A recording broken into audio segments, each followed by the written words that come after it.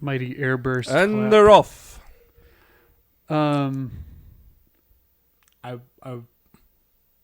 I don't listen to enough like old timey horse races to like go into that kind of narration ad lib. I would have loved to go and they're off. And it's like, and then there's a Limp Biscuit in the front, followed closely by Led Zeppelin. Nickelback is following coming up in the rear. AC/DC is bringing up the middle.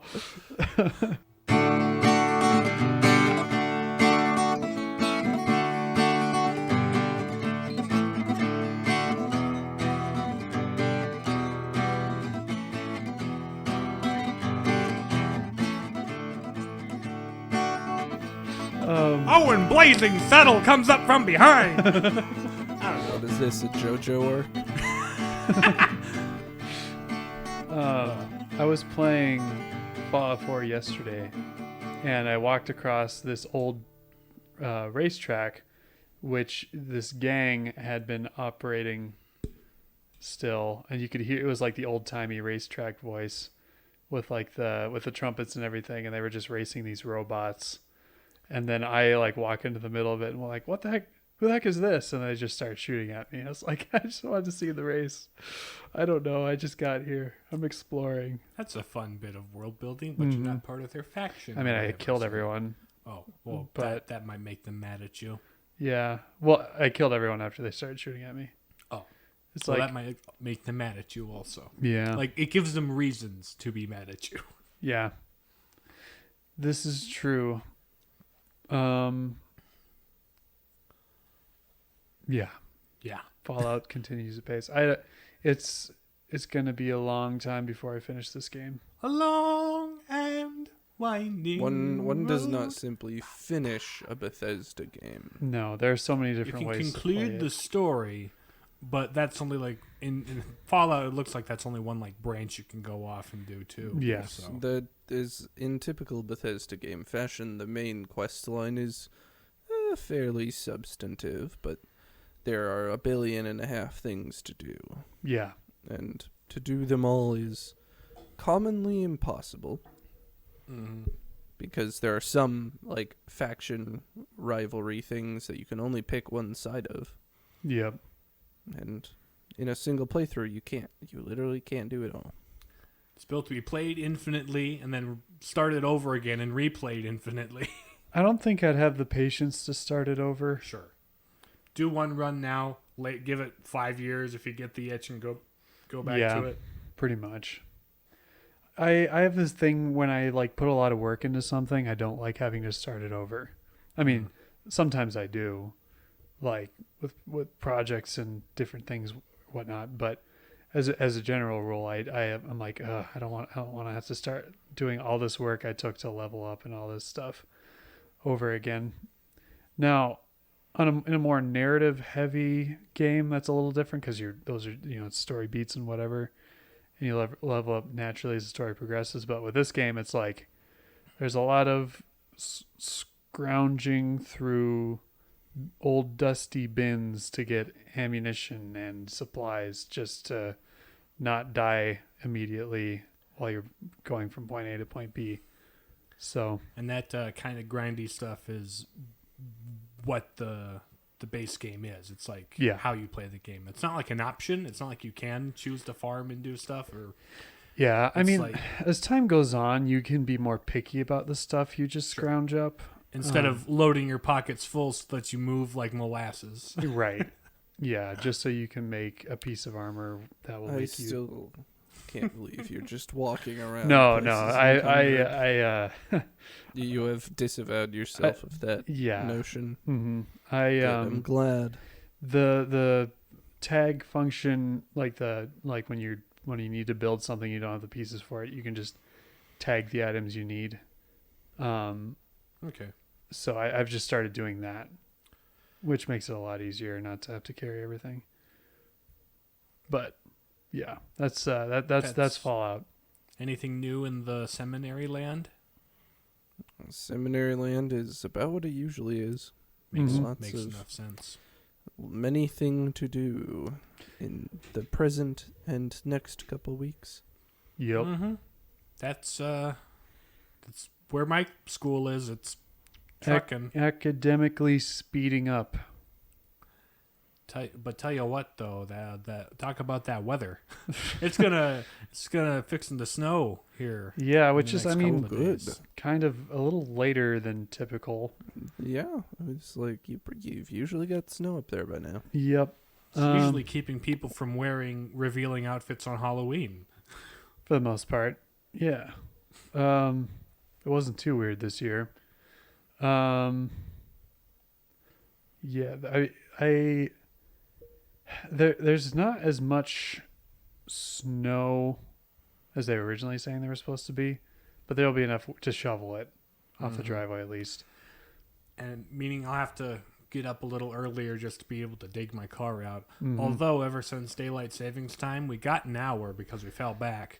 But my internal clock hasn't adjusted. Nope. So It takes like a week for me. Yeah. Usually. So internally, we're recording this past my bedtime on my internal clock. I'm like, I'm But not usually it's- this tired at 8 or a quarter after 8, which we happen to be recording at.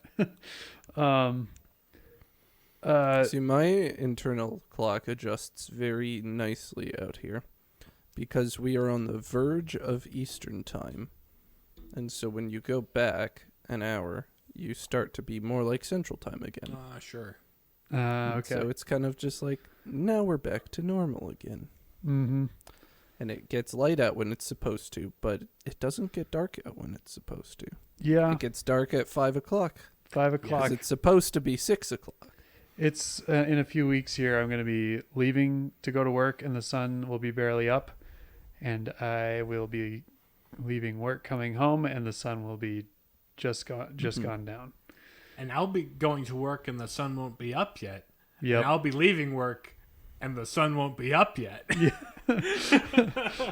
I work in the darkness. But it's Nathan's just packaged Batman. He fell into a hole full of cardboard boxes as a child. these ones are going to Fargo. These ones are going to Williston. Where are they? Here's a map. I mean, if you want it. But I get into the bat plane and it's just a cargo plane. and then your suit's just like really, really thick cardboard. You must embody what you fear. It's like our buddy Andrew is Boxman. his forklift Batman. Forklift man. Yeah. There's I think it's was it Be on the Alien? lookout this year in Halloween for Kit Kats. I mean, USB sticks disguised as Kit Kats that really actually have 80 hours of forklift safety training. Oh, was that a meme in the group chat or is that something? older? That's a few years old. Oh, meme yeah. at this point. I've definitely heard that one before, but it's I have heard refreshing to something hear like once that. again. I just love all forklift related memes because it just makes me immediately think of Andrew. Yep. That I just Poor posted to the group chat, so Andrew can have it. Yep. What was it? Was it Alien? One of the Alien movies that had like the big heavy power lifter with the claws. You haven't seen Aliens yet, and I I would haven't. like you to because I like that one. a But- lot. It's different from the first one. There was a guy. There's that guy, the hacksmith, is working on building a real life one, which last I checked was a little more involved than he'd originally bargained for. I think they partnered with an engineering firm to end up building it, but it looks pretty interesting. But yeah, it's like that's Andrew's super suit is I'm the ultimate forklift. Is this how it would end, Batman? Forklift Boxman Man? versus Forklift Man. The ultimate Boxman showdown. was a series of sketches that Smosh did back in Oh. like the mid 2000s. Okay. I think I remember this. It's back when that sort of thing was really funny to us. Yeah. You go back and watch them now, and you're like, "How did I ever think this was funny?" We were younger, and internet humor was different. was- Internet humor was just different back then. It was it's also- not like it's this is objectively not funny. Like, it kind of is, but like the taste in humor has just changed so much as far as the internet. And the internet itself was younger when we were younger too. Mm-hmm. I mean, we're not super old, but in internet time, it's very much exaggerated. In internet time is just an age past. I think seeing something silly on the screen that wasn't made by some professional company was unique I think at the that's time. the other thing. It used to be a lot more raw, just like Yeah. for better and for worse. Yeah. On both extreme ends, I forget what they're called, but there's like those like stick figure or like just like stick fight stuff. yeah, stick fight stuff. And there was also like that one where the person is just talking in a really high pitched voice about and very The Demented cartoon movie? yeah. Yeah, there's that too. Mr. Octagonopus, Sinbad, all that stuff.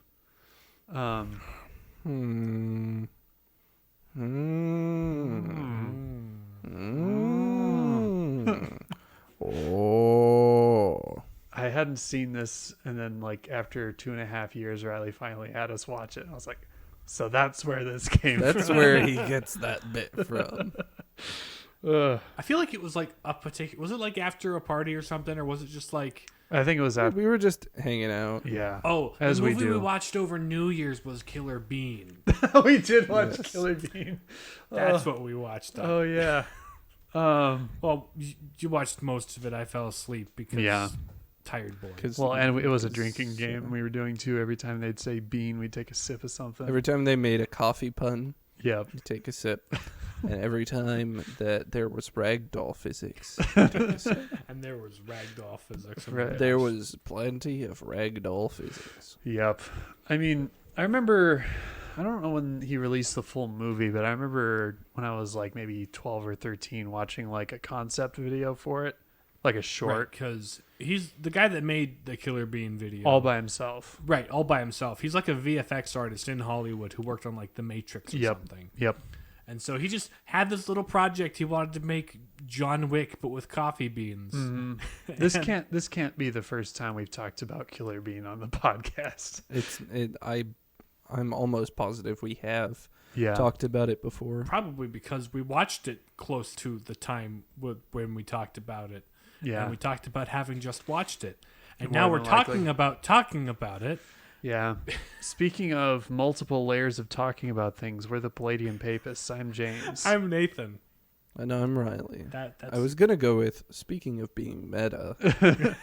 there's also that. welcome to the new name for Facebook Welcome to company. the new name for our podcast, Metaverse podcast. the Meta Papists. I mean, that kind of would work. we do get meta pretty often. Yeah. but Welcome to That's the new beside the orthopedics podcast called the Metatarsals. Wait, no, that's your hand. Wait, no, that's your foot. That's your foot. Anyway, this is a super serial episode on My Hero Academia. One day, 3 lads from North Dakota were bitten by a radioactive television, and with their powers combined, they are Super Cereal!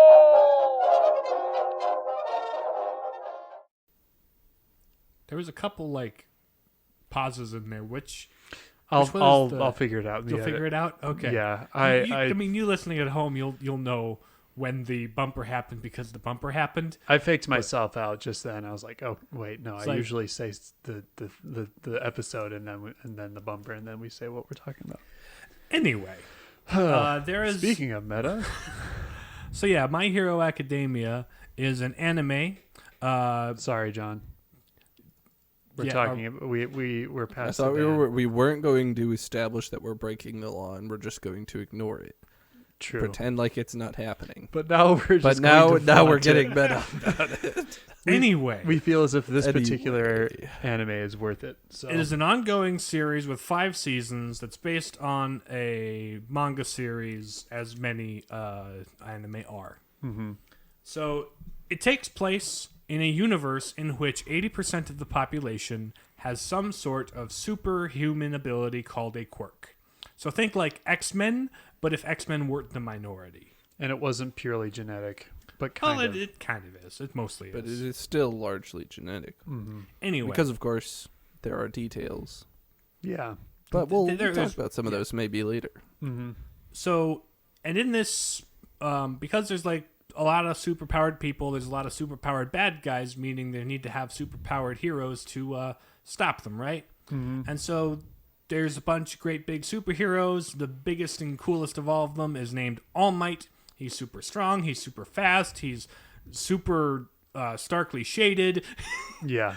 Especially his And eyes. everybody idolizes him as like this big, as the symbol of peace. But no one idolizes him more than one Izuku Midoriya, who's nicknamed Deku. This kid happens to be one of the 20% that does not have a quirk. Mm-hmm. And this bums him out because from a young age, he's perceived as being weak by his childhood friend / big-time bully. Frenemy. Bakugo. Anyway, so he grows up and goes to school and stuff and gets bullied for not having a quirk. And he's like, but I want to be a hero someday too. So he obsesses over heroes. He takes notes. He's like the biggest fan of everybody. Mm-hmm. Anyway, so one day he's going to school and coming home from school when he gets caught up in a villain attack. Yep. In which and All Might comes to save the day. There's like a sludge monster. He puts him in a bottle and stuff. It's great. And so for the first time, Deku is face to face with All Might. He's like, "Hey, you're All Might. You're the guy I think is super cool." And he's like, Really "Great, starstruck. kid. Barely can talk. I'm gonna leave now." But Deku says, "No, I will grab your pants and fly behind you as you jump around." He's like, what? So anyway, after a couple little misadventures and stuff, we learn that they stop on a roof or whatever, and Deku's like, "Hey, do you think someday I could be a hero?" And he's like, probably not."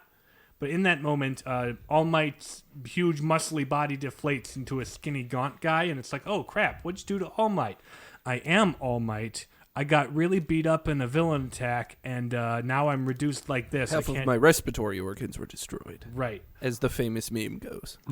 So now I can only hold my muscly super form for limited periods of time.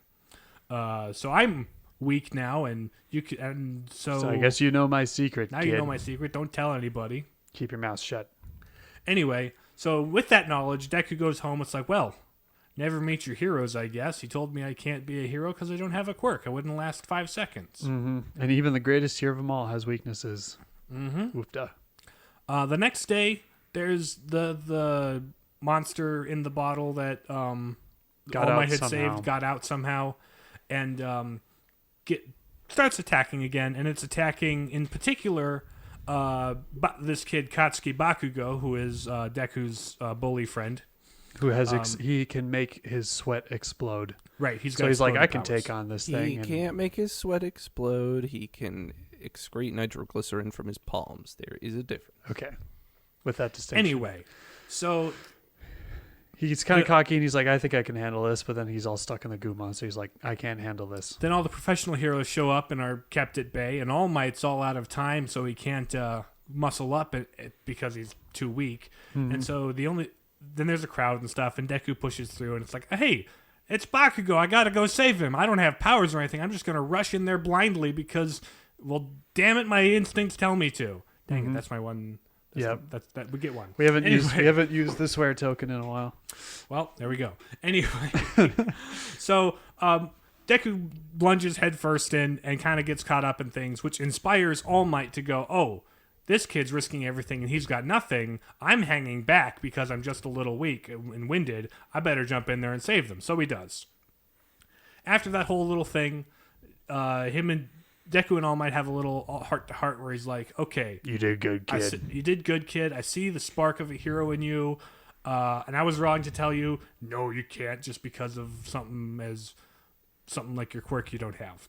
Anyway, I believe that you can become a hero. I'm going to make you my protege. Let's start training. So a couple episodes worth of training montage later, and All Might's like, okay, I have a secret. Actually, before the secret, we should establish that Deku is enrolling in a high school for superheroes. There's like a high school for people, and there's like a famous training course that'll. The way human or heroes work is that they're sanctioned and they have to be licensed by the government. And so in order to get that license, you have to go through, high school, this hero high school to be trained up as a good hero, and then they'll certify you to be a hero. So anyway, Deku's enrolling in that, regardless if he has a quirk or not. Mm-hmm. So as they're training he's training with All Might. All Might's like, okay, I have a secret. My superpower is called One for All, and my quirk has a unique ability where I can pass it on to somebody else that I deem worthy. And every time somebody receives the power, it builds as more people inherit the power, basically. Right. But you can't be a scrawny little weak kid when you inherit it, or else you'll probably just explode when you try to use it. So this is why I need you to be strong, boy. So after the training montage, Clean the beach, move a bunch of stuff, and Give it All a Might's like, blemish. "All right, today's your first day of school. You're got the entrance practice exam. test, your entrance exam, yeah. And now it's time to inherit my power. Eat this hair." What? You have to ingest some of my DNA to get the powers. Eat this hair. Go to school. Bye-bye. So Deku goes to the school, and the powers haven't quite kicked in yet. Mm-hmm.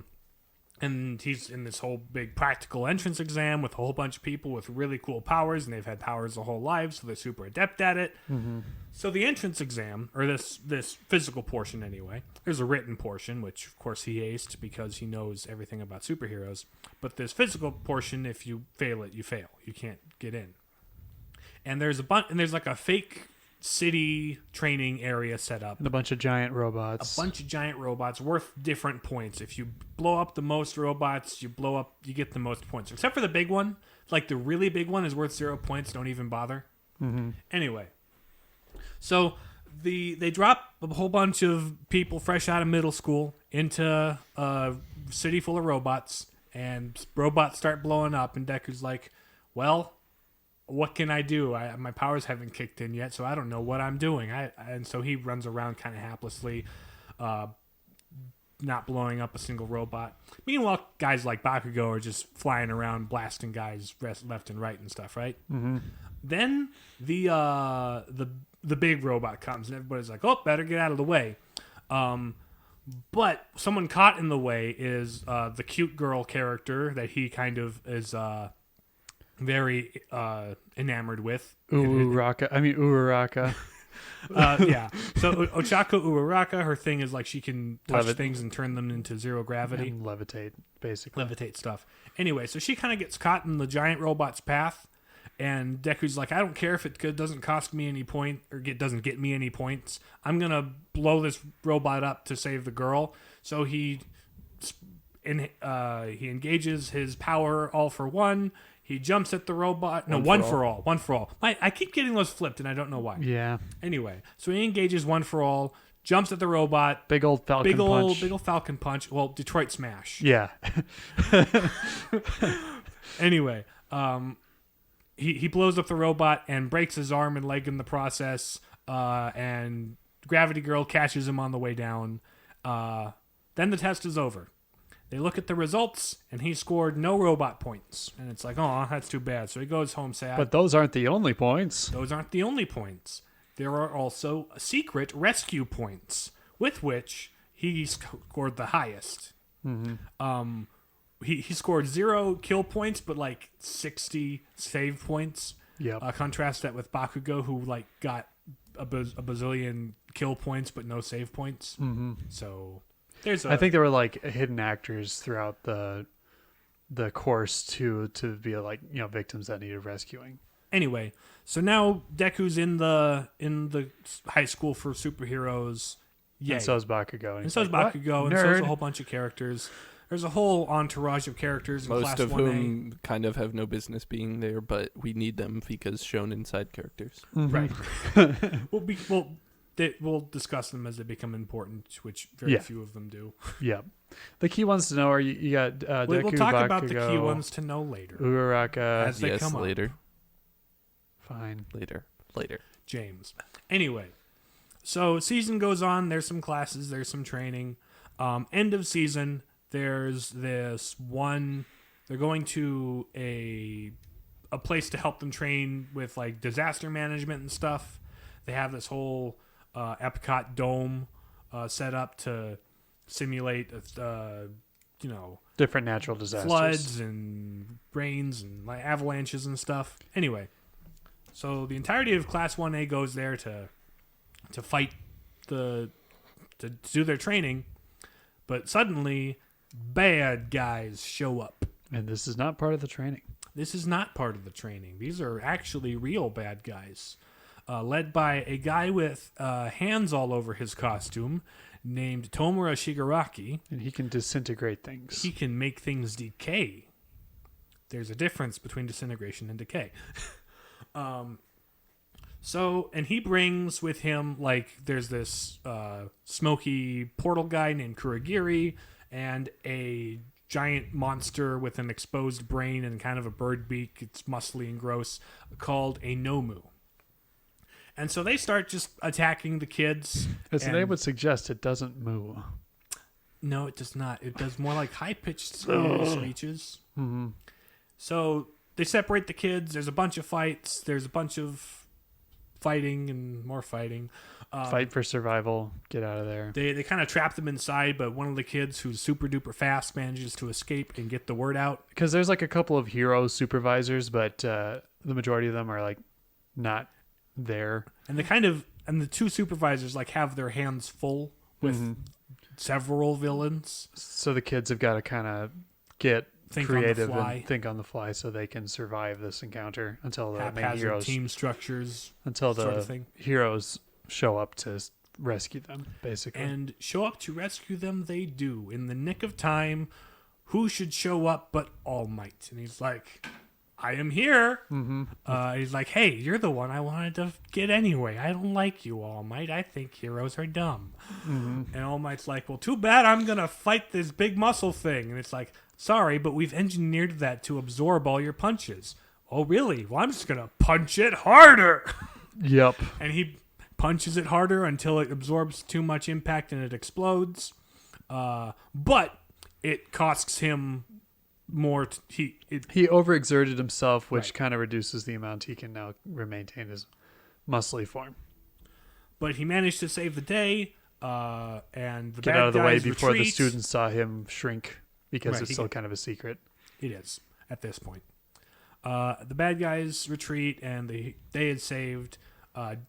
And Deku learned a valuable lesson about being a hero in friendship or something. Go beyond. Go beyond plus ultra. Yep. That's season 1, the origin story. Season 2 starts with the tournament arc where we get to meet a lot of characters and they do a lot of fighting. And there's some cool Showcase stuff that their happens. powers and kind of their whole shticks as characters, Right. their heroes' journeys, as it were. But perhaps the most notable thing to happen during the tournament arc is one of the characters, the fast kid, Tenya Ida. He's fast because he has Engines in his calves. And he's got like rocket boosters. Anyway, his older brother is a notable superhero named Ingenium. And he's got like a bunch of sidekicks. He's got Who his own has, I agency. believe, engines in his arms. Right. It's the engines in their body is like a family trait. Speed mode. Anyway, so Ida really looks up to his older brother. right. So it comes as a very big shock to him when he learns during the tournament that his brother has been attacked by a serial killer known as Stain, the hero killer. He's been going after superheroes strategically all over this particular city, and his brother isn't dead, but he's Basically paralyzed from the waist down because he got stabbed in the spine. right. This makes Ida very grumpy and very sad and very distraught. Very put out. And so His brother's like, I need you to take the Ingenium name. I can't be it anymore, but you can. He's like, no, I can't do that. I'm not good enough. You're Ingenium. you should stay. You should anyway. So after the tournament, one of the purposes of having that fighting tournament actually is to give the kids some publicity so that notable agencies like Heroes and stuff might want to pick them up as work studies and interns. So they can learn more. So after the tournament arc, they begin like internships or work studies, I should say. With the internships come later, I think. Or are these the internships and the work studies? Work studies, yeah. Whichever. Anyway, they're working with hero agencies. Mm-hmm.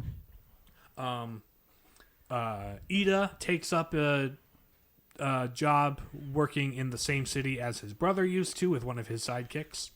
And All Might sets Deku up with his former mentor, an old fella named Gran Torino, who's zippy and jets around.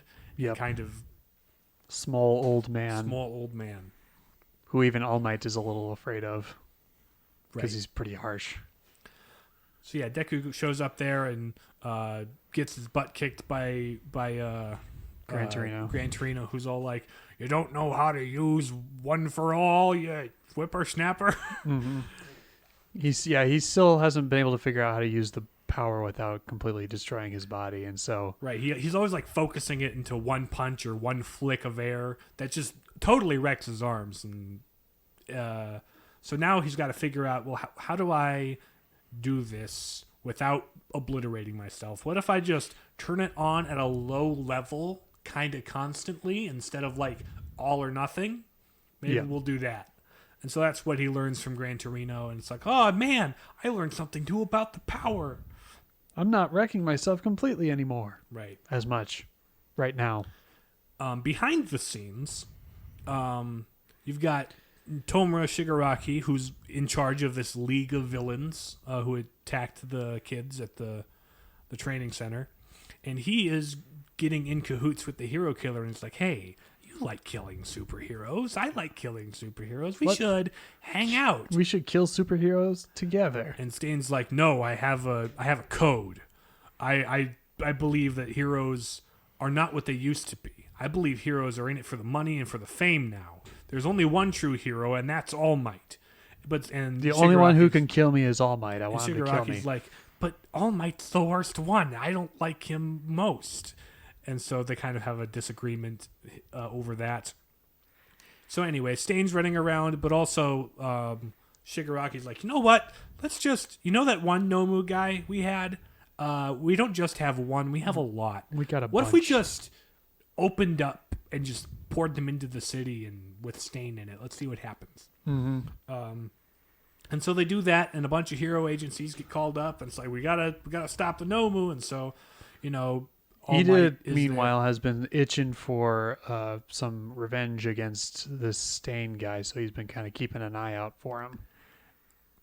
And so as everybody's mobilized and in the confusion, he notices, oh, look, there's the hero killer. I'm going to go kill him because I want to avenge my dead brother. Well, not dead, but... Only mostly dead brother. Mostly dead. But he gets in a fight with the hero killer, but he gets beaten, is about to get killed because the hero killer, if he stabs you and then licks your blood, he can make you like freeze. Mm-hmm. He can stun you. It's a really kind of gross, weird power, but it's because he's a villain. Yep. But anyway, as he's about Deku notices that Ida's gone off the beaten trail, and he's kind of worried about him because he's all mad about his brother and stuff. So he kind of tracks him down and discovers, and he and I believe Todoroki, the half fire, half ice guy. Todoroki, half fire, half ice. He becomes important later. Mm-hmm. But they all show up, and it's like, okay, we'll all team up with the power of friendship and not revenge in our hearts. Fight the hero killer. Mm-hmm. And so they do until the pro heroes show up and they finally subdue him. He's all like, give me All Might. He's the one that is worthy. Nope, no, you're all fakers and pretenders. He gets videotaped and it goes all over the internet and people are like, whoa, you're right. This guy's kind of cool. This guy's got a point. Some people take it too far and become villains, but some people are like, you know what? We should be more critical of our heroes who are kind of being posers right now instead of, actually doing it for the right reasons. Mm-hmm. So there we go. Stain in jail. Ida comes to terms with it and is like, you know what? Revenge isn't the way. That was a bad idea. Thank you guys for saving me from myself. Right. That is not the way. So season 3 starts out, they go to like a summer camp, training camp thing, because there's a whole lot of training arcs in this show. Mm-hmm. It's a shonen. You gotta train. It is. So they're out there training and fighting and doing stuff.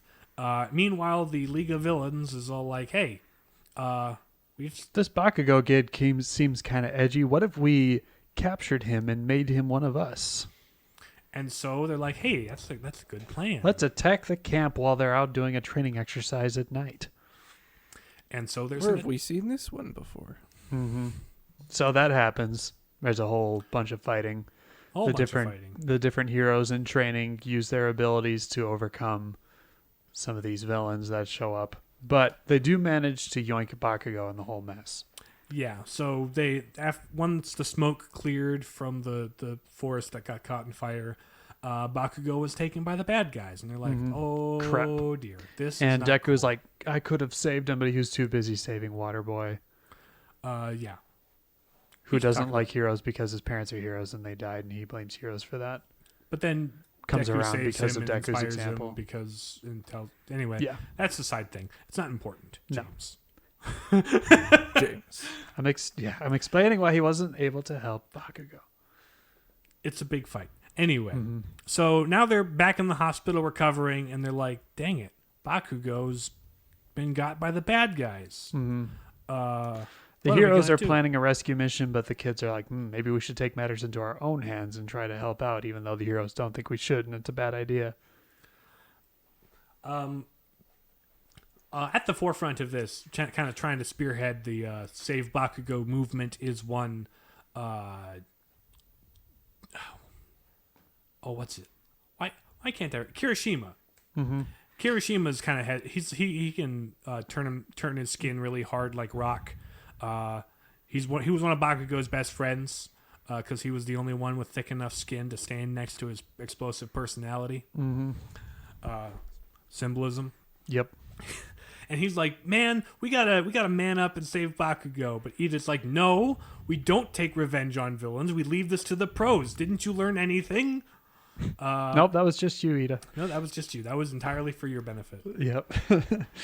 And so there's some hemming and hawing and back and forth, but eventually they're like, "Okay, let's go save Bakugo." So Deku, Kirishima, Ida reluctantly, kind of to keep them in line, and then Momo Yaoyorozu, who can produce objects, just pull them out of her skin, because she actually managed to tag one of the villains. Yep, with so like they a could track tracker. with a tracking device. Yep. And gave like the pro heroes one of another device that can help them track it, but also she made another one so that her and the guys could go. Yep.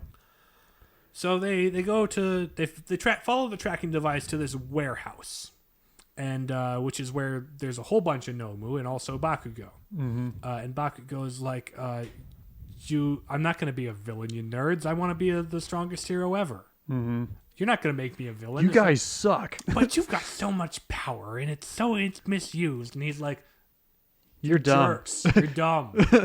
All Might's cool. I want to be like that guy. He beats everybody. Yep.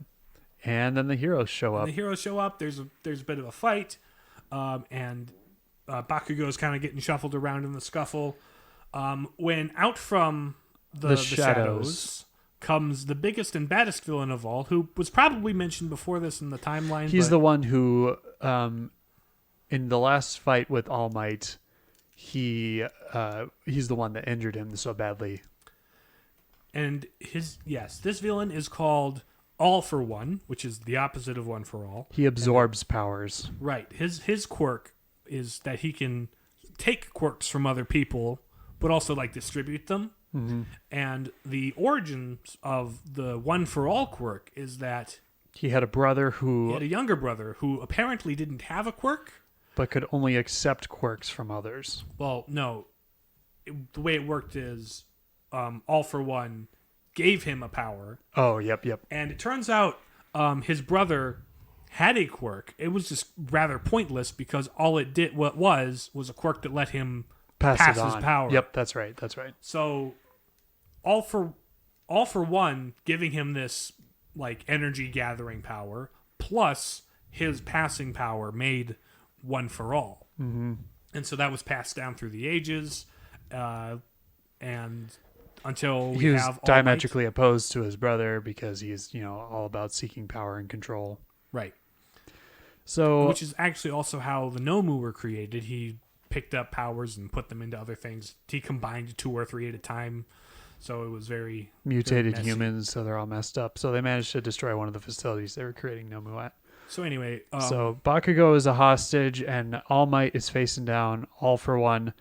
And Deku, Ida, and Kirishima are all like, "Hey, we are not allowed to get involved in the fight, but we can use our powers to kind of sneak in there and yoink him out of the situation, so that All Might can use all of his power. Because with Bakugo as a hostage, All Might can't go can't go 100 Super Saiyan on plus him. Ultra. Yeah.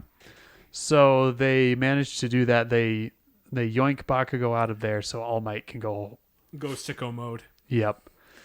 And so there's a bit there. They continue a big fight. All Might gets all deflated and can't quite use One for All properly.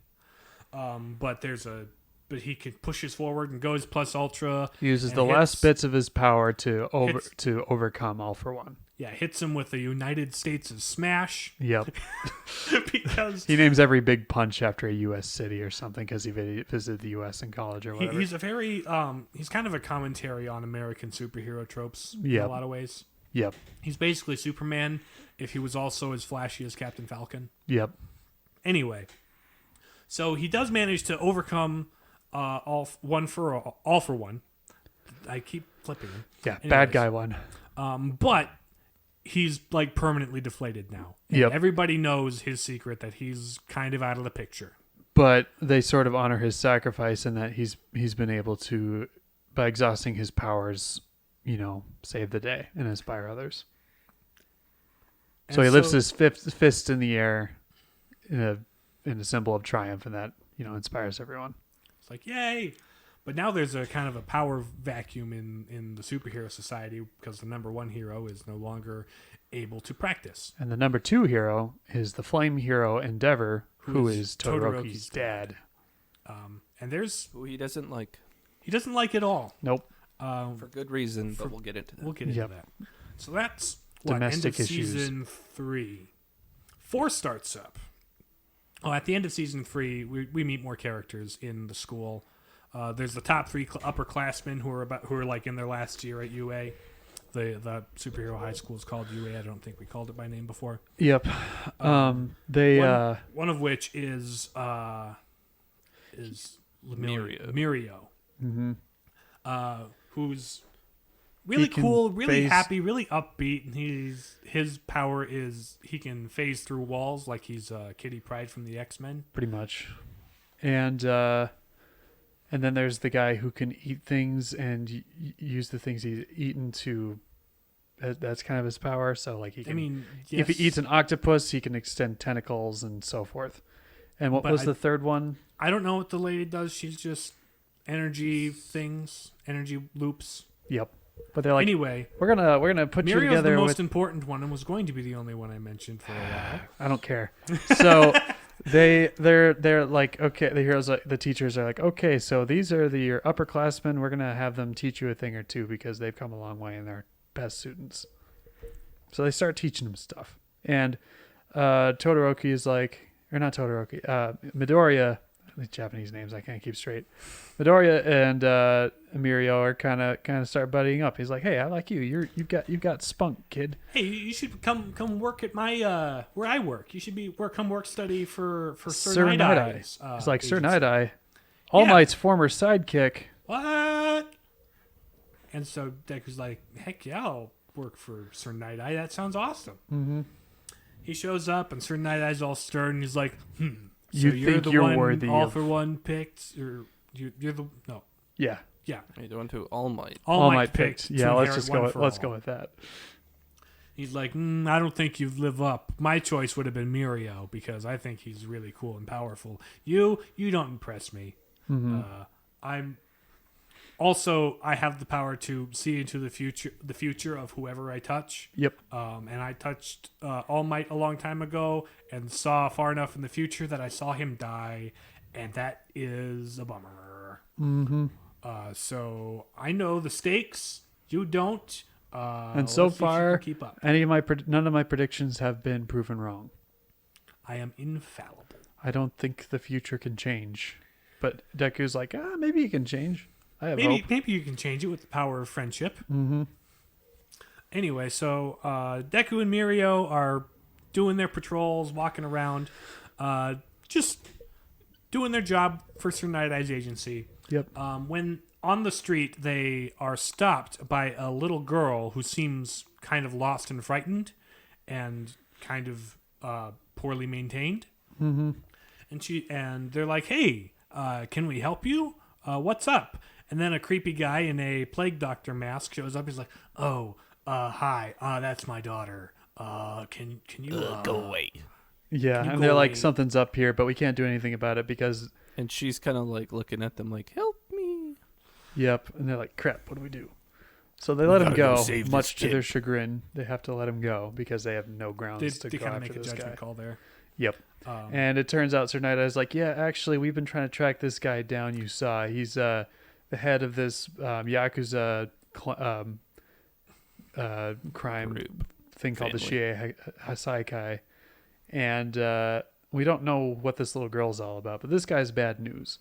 Because after initial falling out with the League of Villains, they sort of joined forces, kind of, sort of. Right. But they're kind of vying for supremacy. But this Shie Hasaikai guy... We gotta accelerate this summary, boys. Let's get to the details. Anyway, so the They're pretty ruthless. this guy with the plague doctor mask, Overhaul, he is developing a serum that can remove people's quirk by rewinding their DNA to a time before people had quirks. And Yep. he's doing this by harvesting DNA from the little girl, Eri, whose power is rewinding time, people, things. And so there's this whole big strike on the Shie Hasaikai base, the sting operation by all the heroes and stuff. And there's a big fight. There's a whole bunch of people fighting. Mirio's there. Night Eye's there. Night Eye dies. Mirio gets shot by the power erasure ray while trying to save Eri. And Eri jumps onto Deku and he's like, hey, I can go all out and keep breaking my bones if you keep rewinding me to the point before I broke them. So let's go all out and fight this guy. And so he goes all sicko mode and defeats Overhaul, and they save Eri. Yep. End of season is Hooray. just the school festival. There's nothing much there. Nothing much Harry there. has fun. It's a good time. It's Yep. season 5. Season 5. After being defeated by Deku, Overhaul. No. Overhaul is trying to get away, but then the League of Villains catches up to him. And what is the name of the head guy again? And Shigaraki. Shigaraki is like, you suck, and disables him because his power relies on him being able to use his hands. So he uses his power to take away his hands and basically take this guy out. So now he's, unopposed. Campus, if you Yeah, will. he's the main bad guy now. So beginning of last season, or most recent season, there's another training arc. Yep. Not much to say except for Competing with another All for- class.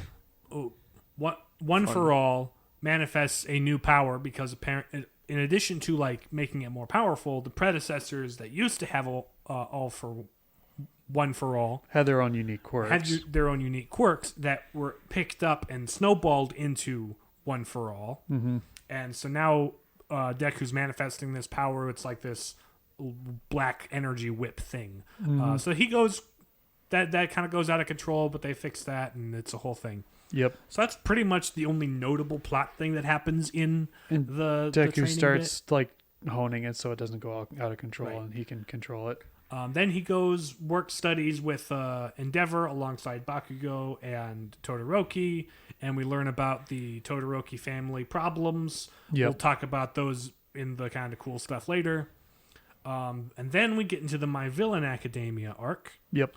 where Shigaraki's like, hey, I'm going to talk to this scientist guy who used to work for All for One, and I want you to help me become the true successor to All for One. And he's like, okay, fight this big guy in the woods. And it's like, okay, I'm going to fight this big guy in the woods. They fight a big guy in the woods. And while big guy that's thrashes happening, him. yeah, He's very difficult to fight. but they keep doing it for like a couple months. In the meantime, there is another villain group called the Liberation Army, and they are like spreading their propaganda around covertly, trying to inspire people to join their cause. There's 'Cause this a long hero time named ago- Hawks who's like an undercover agent investigating them, and he's relaying all this information to the government about these people. Like, oh dang, there's 100,000 of these people. They're kind of a problem. Back in the day, when quirks were still minorities and people were prejudiced against them, there was this one guy named Destro who was like, hey, I think we should be able to use our quirks freely and express them because they're what make us who we I'm are. a libertarian. And so he gathers his forces and has a whole stand, but eventually things happen and he kind of dies, and the movement dies movement back. dies with him. Now there's a new guy, descendant of his, who calls himself Redestro. Totally not Phineas. Yeah. Totally not. Looks Dr. nothing like Doofenshmirtz. Phineas. Phineas Doofenshmirtz. Don't And he's think about that too anyway. hard. He's reviving the movement, and he sees the League of Villains as kind of an obstacle, and so he calls out Shigaraki like, "Hey, we got one of your friends. We're gonna keep cutting his fingers off if you don't come fight us." And Shigaraki's like, "I don't dig that. Giant guy we were fighting is asleep right now. Let's go Teach him a lesson. teach him a lesson." Turns So out there's- this entire city is full of these people who belong to the movement. And so they just have this huge fight in the city where everyone's battling and stuff, and people die and stuff. People almost die. People don't die. Anyway, eventually Shigaraki wins by going sicko mode and uncovering his origin story and remembering, oh yeah, that was my origin story. Now I can use all my I powers. accidentally killed my whole family, but my dad was kind of a jerk. Oh, and I'm the grandson of All Might's predecessor. So yeah, and also the hands on his costume are the hands of his family, which is yikes. Yep. Yikes. But then after like defeating Redestro, he's like, you have ascended. You have become one with your quirk. You are driven only by it. You should lead the movement. And he's like, cool. All right, I'll do that. I've evolved a little bit too. I'm more powerful now. Also, my voice And I is have a deeper. less annoying voice. Yes. And that's where we end season 5. The Yeah. city blew up and nobody knows, but there's this whole gathering. It's also storm. explained that like All for One got to Shigaraki because after he'd accidentally killed his family, he was basically living on the streets, all poor and alone. And also, he thought it would be ironic to turn the grandchild of the One for All. All One for all. One for all. One for all. You're right. Right. You're even confusing me, dude. Yep. I'm sorry. Anyway, he thought it would be ironic to pit the descendant of One for All against the descendant of One for All in a way. So he sort of takes him in and mentors him and tries to build him Anyway, into a supervillain. So long-winded his thing, whole- even longer-winded. Yeah. That's the That's basic why he's synopsis bad. of the whole show. Yeah. So, cool stuff. Yes. Well, let's see. Where do we begin? There are many cool things. Yeah, there's a I lot of think supporting characters. I'd say that I was going to say this earlier, but the more important classmates are, you have Ida, Speedy Boy, and then Todoroki, Half Ice, Icy Hot. Half hot, half cold. Yep, and Bakugo explosion. Oh, we forgot to mention that after the whole fight where Deku saved Bakugo, he felt all kind of useless because he was all kidnapped and he got stuff. mad. They had a big fight and had a heart-to-heart talk, and then Bakugo ends up kind of discovering the whole secret of One for All, but he manages to keep it secret. But he's like, well, okay, even though you got this power and I don't think you deserve it, You better use it as best as you can because he and Deku kind of develop an understanding. it's a slightly less toxic rivalry after Yep. that point. Yep. So there's that whole deal, and then let's see, and then you have some of the other kind of fun. There's some constants. There's obviously the love interest of Uraraka. I don't think that's super clear, actually. I That mean- he's like dedicated to her. It's very much put forward. It's that kind of a he's, crush like, thing. right, Yeah, it's and it's very sort much of pushed juvenile and undeveloped. right. So there's the crush, I should say. Yep. Let's see. Who are some of the other? I mean, you got characters? um, Some are more Kirishima useful than others. shows up a lot and does a bunch of cool stuff. Suyu Asui, Frog Girl, shows Frog. up and does a whole bunch of stuff. Her quirk, frog. Frog. So good. Meta, who's a pervert. Nobody We don't likes like him. He's not important. Why He's are we not talking important. about it? No. He's about as important as Belly Button Laser Man. Hey, I just mentioned him briefly. You guys kept going about it. Anyway, Anyway, let's see. nobody's- You have Acid Girl. We don't have to talk we don't have about to all talk the about everybody. classmates. We have to talk about. We'd be things here all that are day. Cool. I mean, yeah. Let's see. I'm trying to. We are enumerating again. Anyway. Right, but I'm going. I'm going through the Wanna list, talk so about- I'm trying to remember the important ones. we So have got all the important ones. Okay, and let's then talk there- about Todoroki, their shall their we? teacher Eraserhead is pretty cool too because Yes, it's He's his pretty whole neat. deal. He is quite important. Yes, his Yes. whole deal is that if he looks at you, keeps his eyes open, he can cancel out your quirk, which is very handy for apprehending villains. And also training kids. Yeah. So if their powers get a little too out of hand, then he can shut them down and keep them from hurting themselves and other people. Right. So he's the teacher of the class, and he's great, kind of gruff, but a great mentor to the classmates. So yeah. So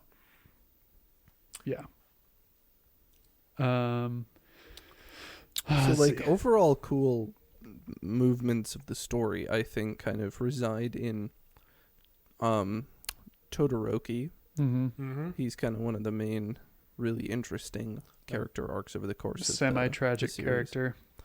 Semi-tragic. So his whole thing is that his dad is this famous flame hero and really wants Number his 2 to son- All Might himself. Yes. So he's kind of got this rivalry to All Might and wants to make his son succeed All Might as the number 1 Mm-hmm. because clearly he himself can't do it.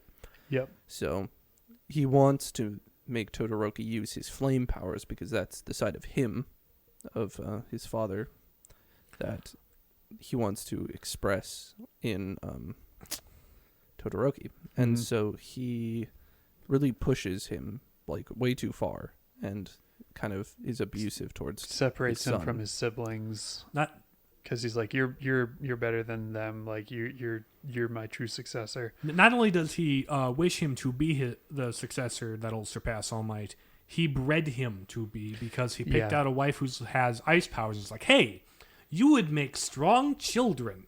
Let us have a marriage that is based entirely on my desire for power. Which apparently early on in the quirk emergence, because this is a fairly recent thing, that wasn't uncommon for hero marriages to happen that way. But it's not a great domestic situation that he's being raised in. it's kind The first 2 kids didn't really have powers, but Todoroki's the first one to really successfully, be a hybrid, an ice and fire boy. And the more fiery he gets and more strong he gets, the more his mom gets scared of him. Because she's scared of Endeavor, her husband, and so she kind of goes a little nuts and hurts. Throw some boiling water on Shoto's head. Yep, and Yeah, scars him and for gives him a life, big old scar. and she gets sent off to a mental hospital because of that. So their family is kind of messed up. But in the arena fight with Deku in the tournament, he kind of has an idea of his old background. He's facing off with him. He's like, hey, even though you're fighting me and I want to win, your power is yours. It's not your dad's. You can make use of it how you want to. You're basically Because the master of your own hitherto destiny. he has only used his ice power As sort of a because FU he's to his rejecting his dad Dad. Yep. by not using the flame side. Mm-hmm. So he kind of comes to terms with the fact that it's really his power and it's his life and he should live it to the full by using both sides of himself. Mm-hmm. Mm-hmm. So he beats Deku by making a bunch of ice and exploding it by superheating it with the fire. Which A and cool then character later, moment. after All Might's taken out of the picture and Endeavor becomes the de facto number 1 hero, and he is no All Might. Mm-hmm. He kind of, in a rare moment of vulnerability and Humility. humility, he approaches All Might. He's like, hey, So what does it mean to be the number one hero? Because How do I become I the am symbol no of symbol peace of that you peace. have been for so many years? Because I'm starting to realize that now that I am the number one, that I actually have to be the number one. And I am realizing that there's more to this than just being the most famous, the most popular, that I actually have a responsibility. and I've kind not of just messed protect up the a bunch world in my here. past. My It's family. not just being the most powerful, it's being a good person. And I have not been a good person. And coming to terms And with that. now he's really working on that, Yeah. genuinely. It's And so in season slow 5, he's going trying to because all of repair. his children resent him and stuff. Although the one sister is, trying to mend things, and so invites him over for dinner and tries to, they're trying to make things right, basically. And And Todoroki's Todoroki's like, willing I to don't forgive him. you, but I'm going to give you a chance at earning it, basically. Also, apparently, he had an oldest son that died that we haven't learned about yet. Yep. But I imagine it was in. It'll line probably be of important duty. in the next season. Likely. Um, Anyway, so that's a really kind of Yeah, cool. Todoroki, of all the side characters, probably has the most compelling origin story, effectively. Definitely. And the other thing I thought was interesting that came out in season 5 is when they dove into Shigaraki's origin stories, how it kind of parallels Eri's origin story in that she also, when her power manifested, accidentally killed her family because she rewound them to basically nothingness. And so she was in danger of being, taken and turned into something greatly evil, but was rescued by Deku and the others. Whereas Shigaraki, there was no one to rescue him. Mm-hmm. Everyone Except just sort for All All for for One. One. All for one. yeah. So So people coming ominous- from very similar circumstances, kind of the way they're nurtured from that harrowing, tragic beginning, really determines how they're going to shape up.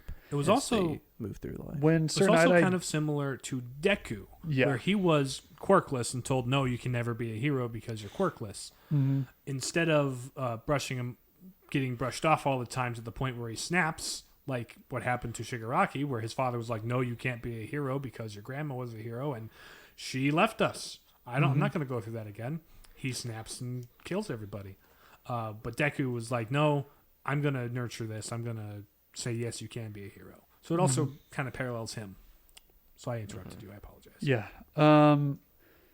Let's see.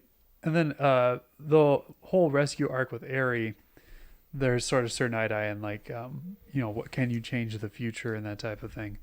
And so as he passes away, it's sort of change the future through the power I think friendship.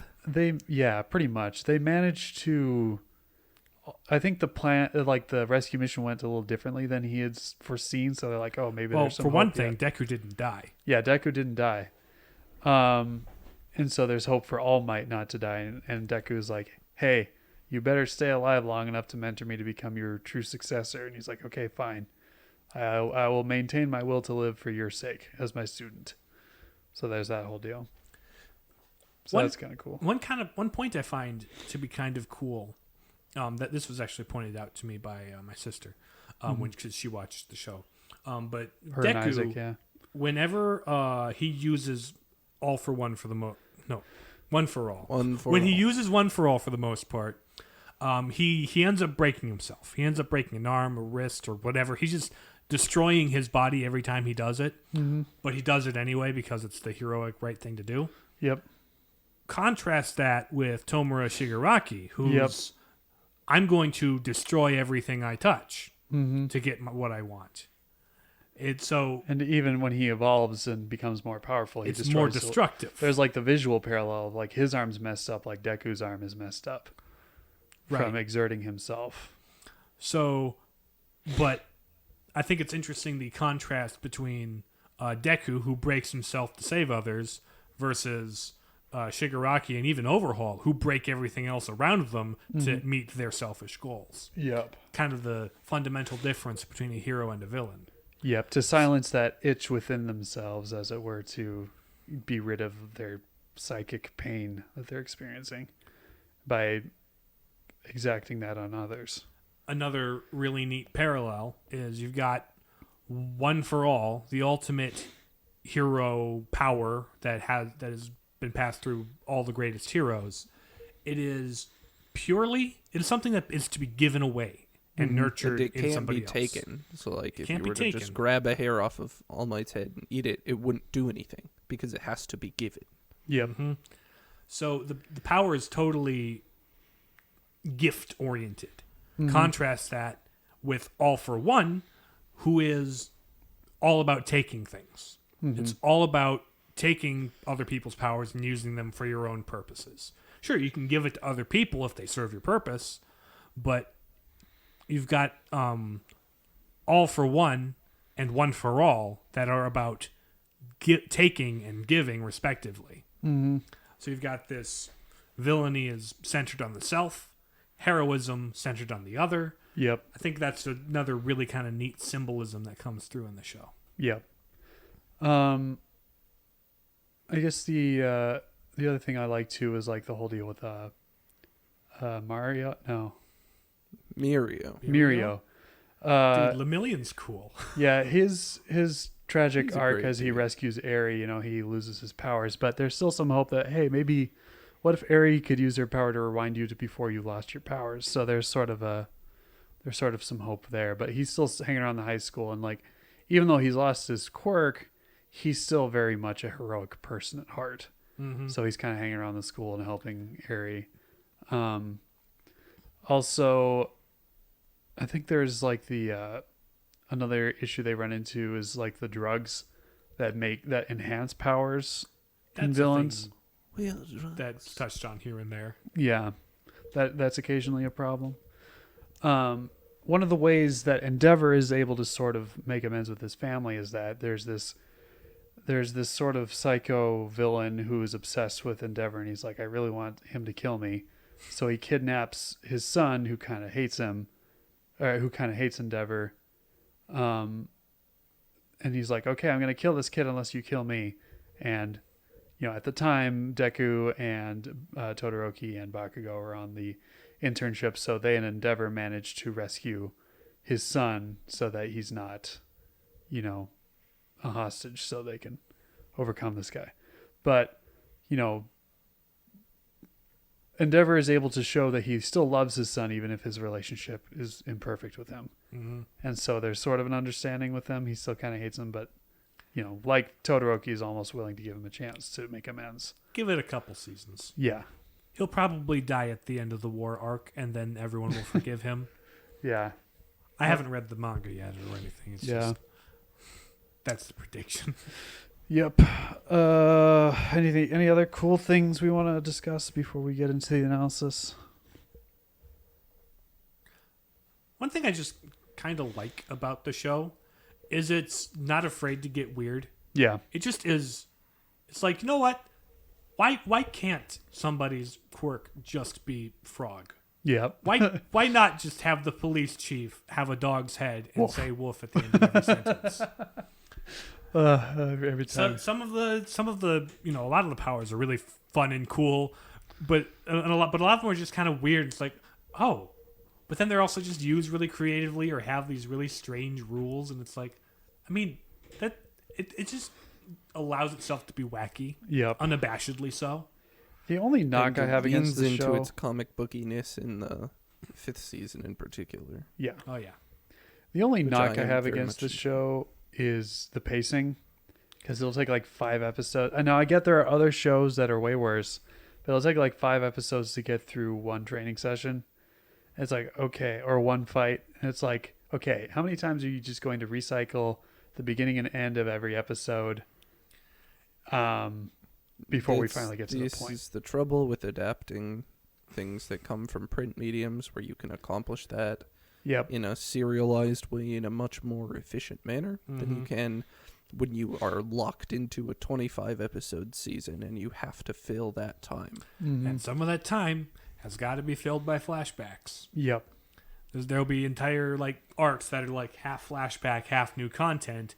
But then you'll get to the beach episode and they animate everything new there because of course they do. Yep. Because Japan. But it's stuff.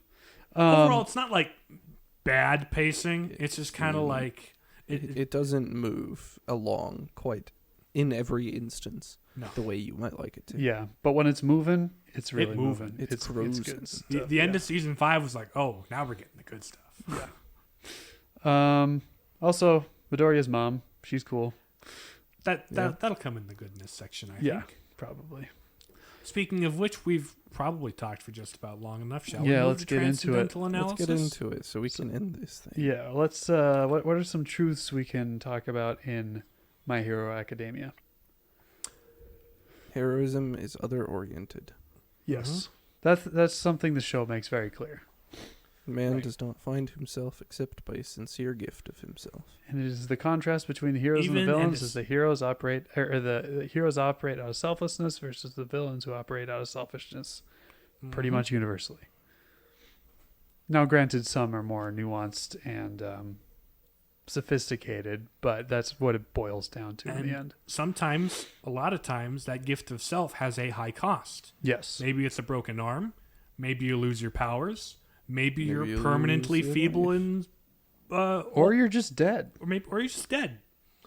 There is cost associated with love and with heroism, and this show does a good Makes job. that point quite well It does a good job of that. Yeah. of expressing that.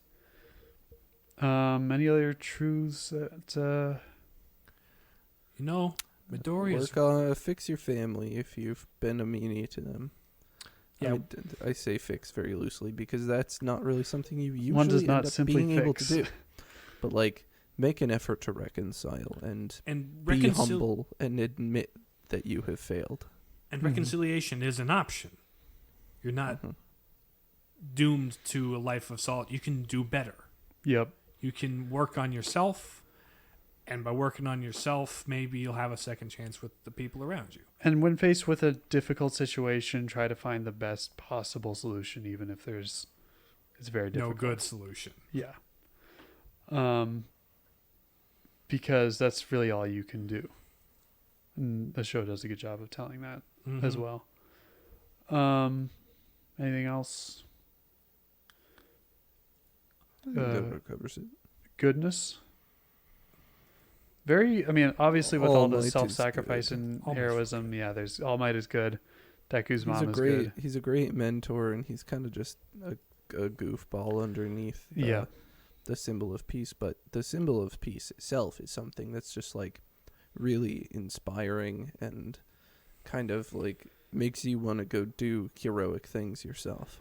Right. And another element of goodness, I think, is along with All Might as a teacher, all the teachers at UA High are very good formators in that they aren't just good at training people how to be great, powerful superheroes.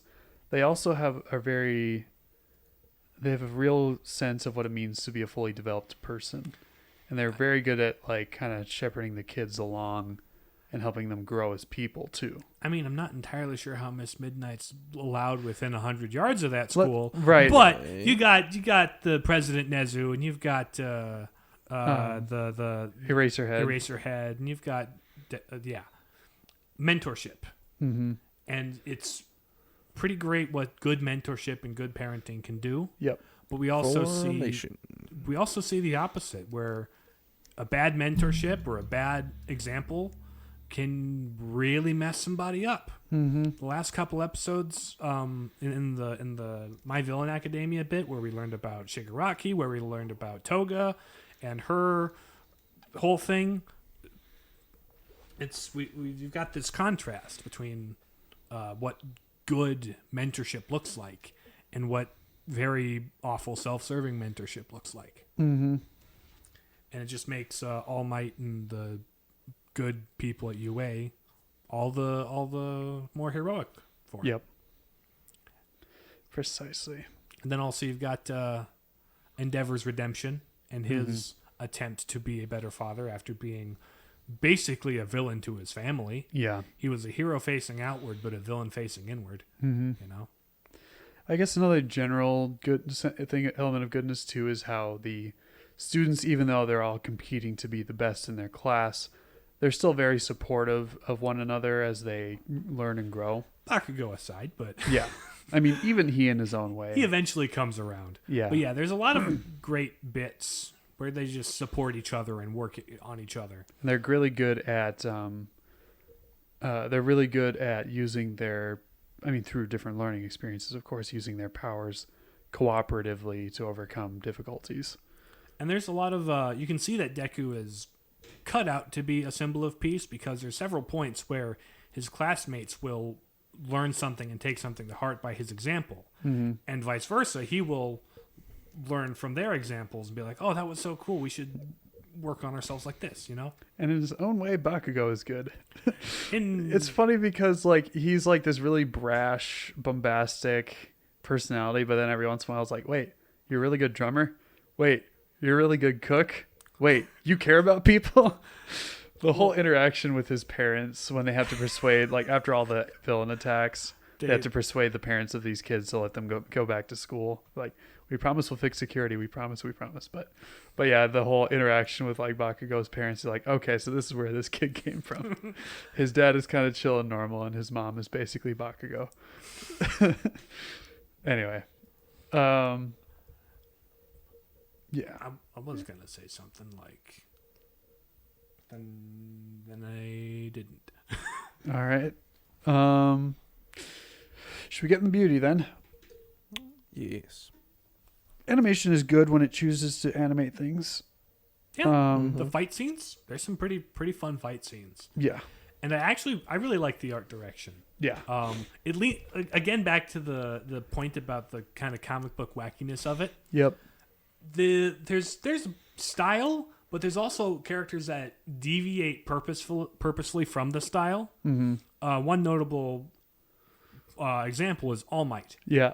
where everyone else kind of has softer shading and very round shapes to their features. All Might is angular with harsh black shading and bright white highlights. And green and like blue-green bright eyes that Right. with no whites for some reason.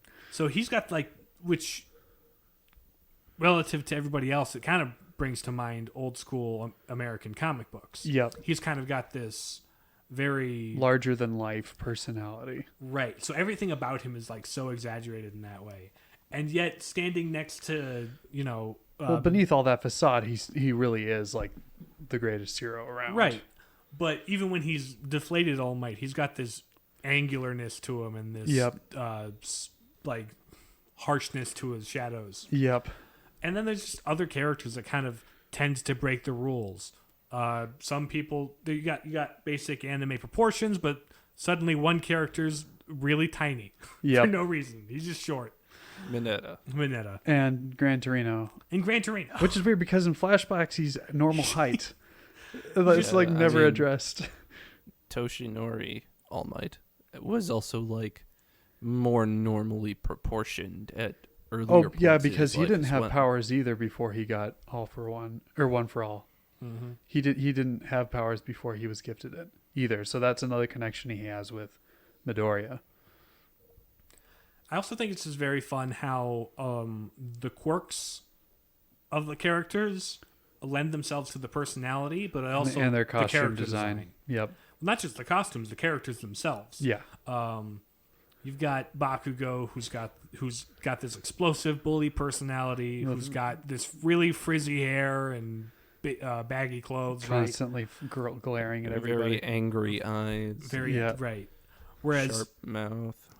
Ida, the fast boy, he's all uptight and strict with the rules, and he's all very Straight-laced. square and tall and straight laced. He's the class president or leader or Class representative. representative or whatever it is. So I really just enjoy the design of the characters. They're fun to look So at. he is Frog. I mean, she's all got these weird large hands Ribbit. and awkward feet and just this weird awkward stance, and her tongue's poking out all the time. Mm-hmm. It's Ribbit. just it's good character design. You could black any of them out into their silhouettes, and you could tell who it is just by their stance and by their overall ness. Mm-hmm. Except for Invisible Girl. Yep. She just Right. has feet and hands. She's- Well, when she's wearing When shoes, she's wearing gloves. Yeah. and gloves. And boots. Yeah. When she's not her only character trait, which is an "I'm naked right now and nobody can see" joke, Yep. and makes it awkward. That's for no really reason. about all she does. Yeah, I would be interested to see what else she has going for her, but they're not going to do that for a while. No, probably not.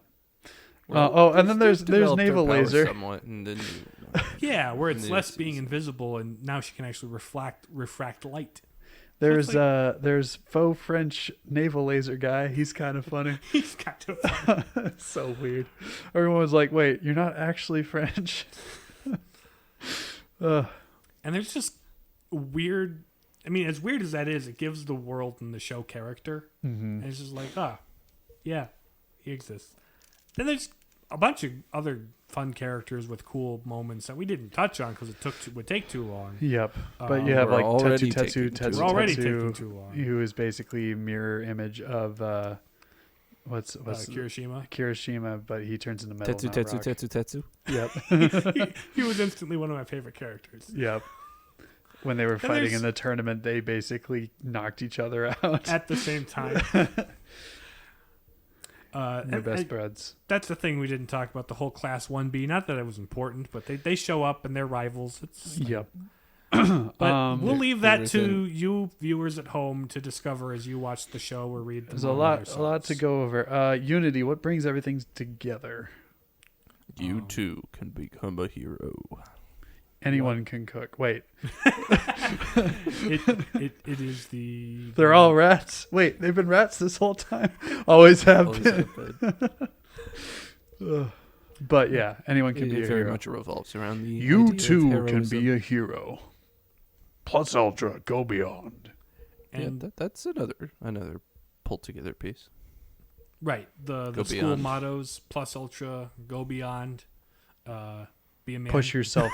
Yeah, push yourself. You must be swift as a coursing river. With all the force of a great, Great typhoon. All the Strength of a raging fire. mysterious is the dark side of the moon. Yeah, Yeah. But no, it's a show about heroes. It's about how Deku becomes the greatest hero. It is a show about heroism and the responsibilities and the power and all that good superhero stuff. yeah, It's just a solid superhero show. yeah. We'll see. I'm very interested to see where the show goes from here. Right. Season 5 just ended, and we've got at least 5 more if they keep this pace. So Yep. Well, speaking of seeing where the show goes from here, we gotta wrap this up. So, thanks for listening to the Palladium Papists.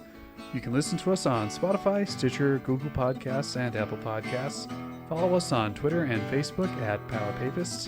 And if you have any questions, comments, concerns, or complaints, or suggestions for future episodes, email us at palladiumpapist@gmail.com. And we will talk to you guys again next week. Goodbye.